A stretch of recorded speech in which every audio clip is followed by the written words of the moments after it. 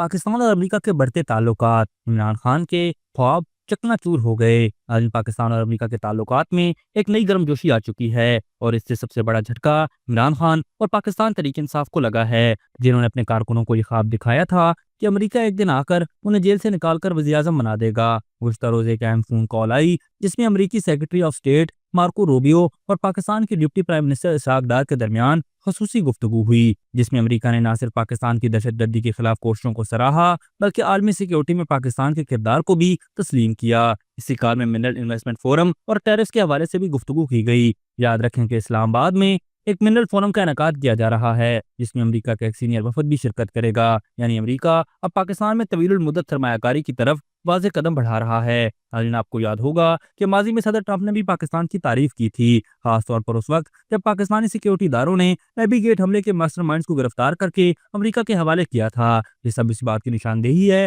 کہ پاکستان اور امریکہ کے تعلقات بہتری کی طرف جا رہے ہیں، اور دونوں ممالک سیکیورٹی، تجارت اور سرمایہ کاری میں پارٹنر بن رہے ہیں۔ اب آتے ہیں پاکستان تحریک انصاف کی طرف۔ تو ناظرین، پاکستان تحریک انصاف نے اپنے کارکنوں کو یہ یقین دلایا تھا کہ جیسے ہی ٹرمپ اقتدار میں آئے گا، وہ اڈیالہ جیل کے دروازے توڑ کر عمران خان کو وزیر اعظم ہاؤس واپس لے جائے گا، مگر اب حقیقت اس کی بالکل برعکس ہے، اور امریکہ عمران خان کو سیاسی طور پر تسلیم کرنے کو بھی تیار نہیں۔ اور جب بھی کوئی صحافی اسٹیٹ ڈپارٹمنٹ سے خان صاحب کے متعلق سوال کرتا ہے تو جواب ملتا ہے کہ ہم کسی ملک کے اندرونی معاملات میں مداخلت نہیں کرتے۔ ناظرین، امریکہ واضح کر چکا ہے کہ جو بھی شخص اپنے ملک کا قانون توڑے گا، اس کا فیصلہ اس ملک کے قانون کے مطابق ہوگا۔ پاکستان تحریک انصاف نے لاکھوں ڈالرز لابنگ پر خرچ کیے، مگر نتائج صفر، اور اب کہا یہ جا رہا ہے کہ جن کو پیسے دیے گئے انہوں نے ہی ہڑپ کر لیے ہیں۔ یعنی عمران خان کو نہ صرف باہر سے بلکہ اپنے لوگوں سے بھی دھوکہ ہی ملا۔ خان صاحب نے دنیا بھر میں اپنے دوستوں کو مایوس کیا، چاہے سعودی عرب ہو، ملائیشیا یا امریکہ، سب نے عمران خان کو غیر سنجیدہ اور ناقابل اعتماد پایا۔